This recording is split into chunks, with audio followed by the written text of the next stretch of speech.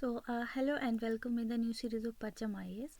And today we will discuss about the Hindu newspaper on 18th February 2025.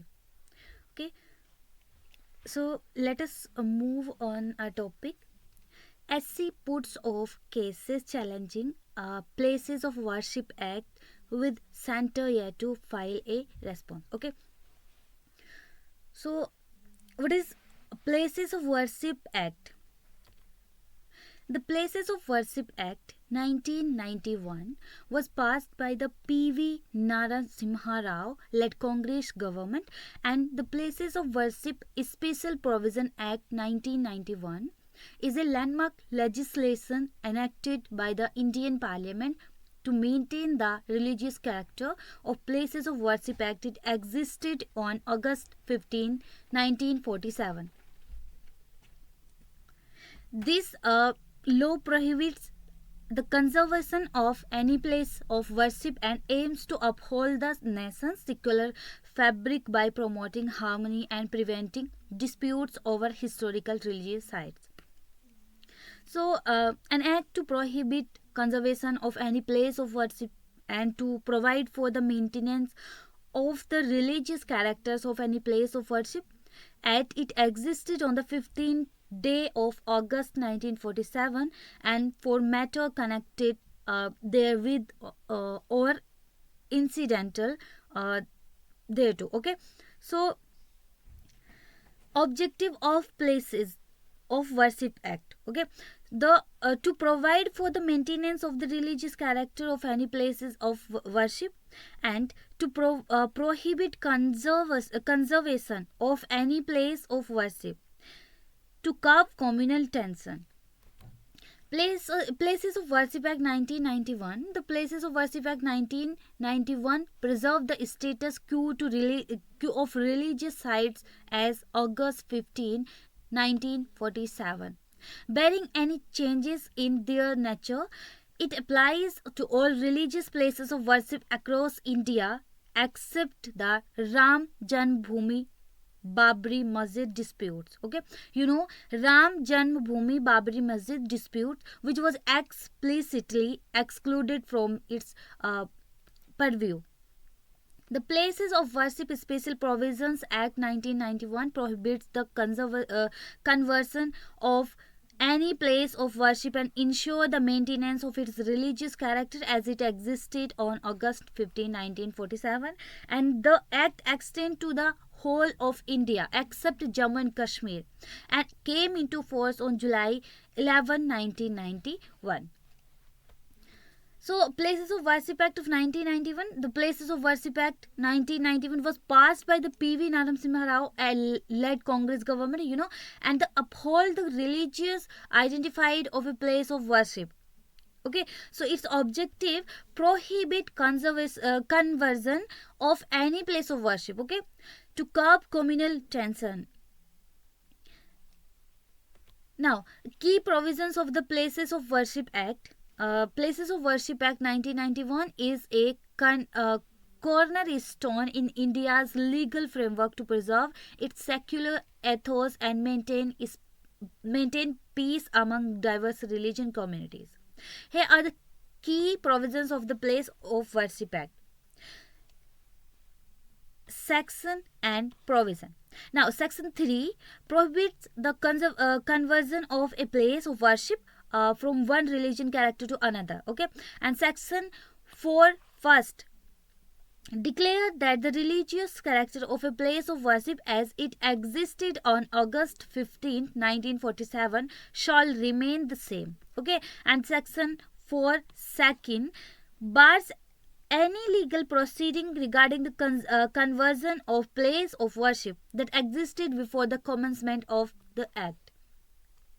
Section 5 excludes the Ram Janmabhoomi Babri Masjid dispute from the provisions of Act. Okay, and Section 6 prescribed a punishment of up to 3 years in imprisonment and fines for contravening Section 3. Section 7 state that the Act overrides all other inconsistent laws or legal instruments. Now, exemption in the place of worship act. So, exception in the place of worship act 1991. The place of worship special provision act 1991 aim to preserve the religious character of places of worship as they existed on August 15, 1947, and prohibiting conversion. However, the act includes certain exemption to address a specific historical, legal, and practical concern, and these exemptions ensure the act does not interfere with already settled matter or specific legal provision for historical or archaeological monuments. Okay, so now exemption number 1, Ram Janmabhoomi Babri Masjid dispute. Okay, so the act does not apply to the Ram Janmabhoomi Babri Masjid dispute in Ayodhya, allowing it to continue under separate legal proceedings. Second one is ancient monument and archaeological sites. Religious places recognized as ancient monument under the Ancient Monument and Archaeological Site at Remain Act 1958. Okay, or similar laws are exempt from the provision of Act. Third one, matters already settled by courts. Cases or disputes related to the conversion of religious sites that were settled, decided, and disposed of by court or tribunal before the enactment of the Act of July 11, 1991 are exempt. So, fourth one, mutual agreement, dispute settled mutually between parties before the commencement of the Act are excluded from its purview. Fifth one, conversions before the Act commencement. Any conversion of a place of worship that occurred before July 11, 1991, either by acquiescence or as per legal provision, is exempt. Sixth one, cases barred by limitation. Disputes over religious sites that are barred by limitation laws as of the Act commencement are not covered by its provisions. Now, move on our next topic. What is the Aravali Safari Park project? Okay, Aravali Safari Park project. The Haryana government ambitious 3,858 hectare Aravali Safari Park project is spread across Gurugram and Nu, which was one of the poll promise of the ruling Bharatiya Janata Party last year, is envisaged to be the world's largest safari park. However, the project has faced stiff opposition even since it was first method. Okay, now what is the project? So, as per the tender invited by the Haryana Tourism Department, the proposed Aravali Safari Park will have animal cages, guest house, hotels, restaurants, and children's parks, botanical garden, aquarium, and cable cars, eternal walk with exhibits and open air theatres and eateries. The project has now been transferred to the Forest Department, and an expert committee has been set up to oversee it. Okay, of the total 3,858 hectare proposed in the tender, 2,574 will be spread across 11 villages in Gurugram and the remaining 1,284 in Nu across its 7 villages. Okay, so what is Aravali Safari Park project? Now, recently, several retired Indian Forest Service officers from across the country submitted a representation to the Prime Minister and opposing the proposed 1 lakh acre Aravali Safari Park project in parts of Gurugram and Nu.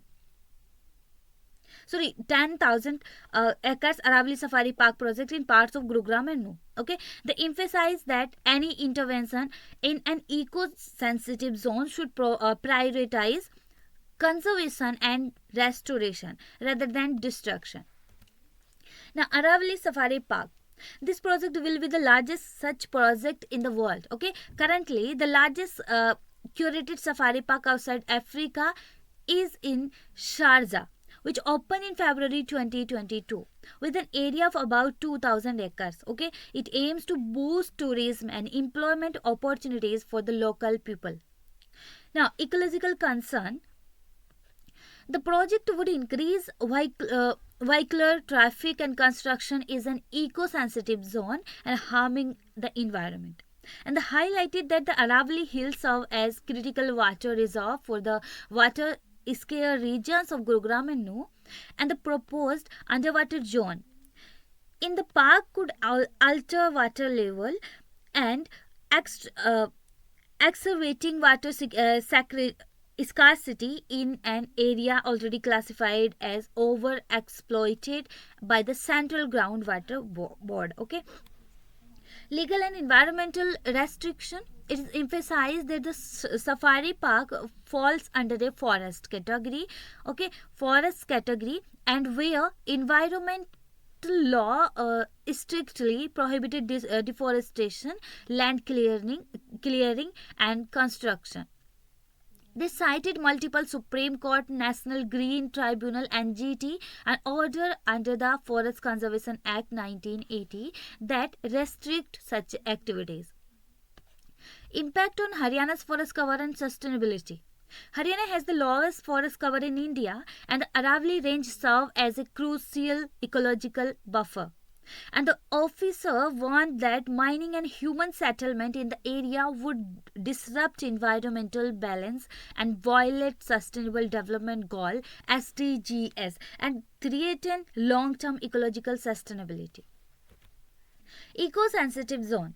The National Wildlife Action Plan 2002 and 2016 of the Ministry of Environment, Forest and Climate Change MOEFCC stipulated that state government should declare land falling within 10 km of the boundaries of national parks and wildlife sanctuaries as eco-fragile zone or eco-sensitive zone, okay, under the Environmental Protection Act 1986. While the 10 km rule is implemented as a general principle and the extent of its application can vary, areas beyond 10 km can also be notified by the Union Government as ESZS, okay, eco-sensitive zones, if they hold larger ecological important sensitive corridors. Now, Aravalli Mountain Range. In Aravalli Mountain Range, one of the oldest fold mountain of the world and its location northwest India, Gujarat, Rajasthan, Haryana and Delhi. Okay, this is Aravalli Range, Gujarat, Rajasthan, Haryana and Delhi. Its highest peak, Guru Shikhar in Rajasthan. Okay, Aravalli Mountain Range's highest peak, Guru Shikhar in Rajasthan. So the Aravalli of northwestern India, one of the oldest fall mountain of the world, okay, now form residual mountains with an elevation of 300 meter to 900 meter. This range starts from Himatanagar in Gujarat and extend up to Haryana, Rajasthan and Delhi about 720 kilometers. Okay, the mountains are divided into two main ranges, the Sambar Sirohi range and the Sambar Khetri range in Rajasthan, where their extension is about 560 kilometers. And the hidden limb of the Aravallis that extend from Delhi to Haridwar creates a divide between the drainage of rivers of the Ganga and the Indus. Okay. So these are fall mountain of which rocks are formed primarily of faulted crust when two convergent plates move towards each other by the process called orogenic movement. Okay. Fault mountains of which rock are formed primarily of faulted crust when two convergent plates move towards each other by the process called orogenic movement. The Aravalli date back to millions of years when a pre-Indian subcontinent collided with the mainland Eurasian plate. Carbon dating has shown that copper and other metal mine in the range date back to at least 5th century BC. Now, Move on, next topic, DDoS attack cripple Kaveri 2.0. Now what is DDO? So distributed denial of services, okay, distributed denial of services attack. So in January, web-based portal Kaveri 2.0, which is streamlines property registration is Karnataka, faced sporadic crippling servers outages. Okay. So now what is DDO attack crippled? The assault on Kaveri 2.0. Kaveri 2.0 is a property registration portal in Karnataka, okay, which show a DDoS attack in December 2024. So the attack ramped up in January and went on into February 2025. The system was essentially crippled using AI, artificial intelligence powered bots. Okay, property registration is the state were halted for days. Now, distributed denial of services attack is a cyber crime which the attacker faults a server with internet traffic to prevent users from accessing connected online service and site. Okay, so its key highlight for this probably some revenue loss has occurred for sure to the state government of Karnataka. Timeline of cyber attacks on Karnataka infrastructure. Karnataka is known for cybersecurity breaches. Okay, in 2017, WannaCry ransomware attack at state data center, and 2019 11.5 crore taken from the procurement portal, and 2022 cyber attack against NIMHANS, National Institute of Mental Health and Neurosciences. Okay, and the cybersecurity deficiencies were not addressed up till now.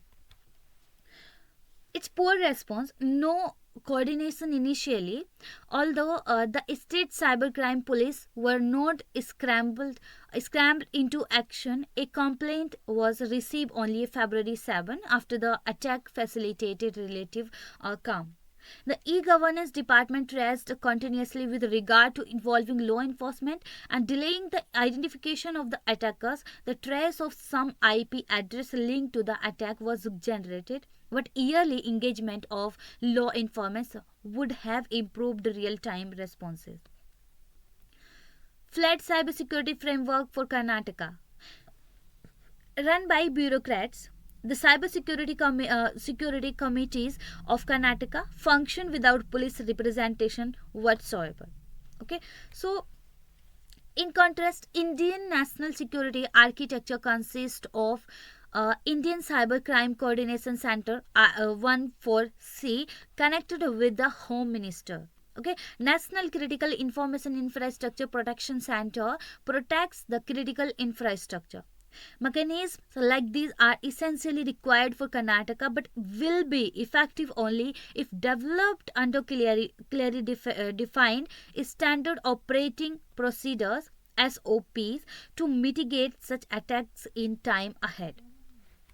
Okay, so we meet in the next class. Thanks for watching, and if you want PDF of this class, then you can join our Telegram channel link.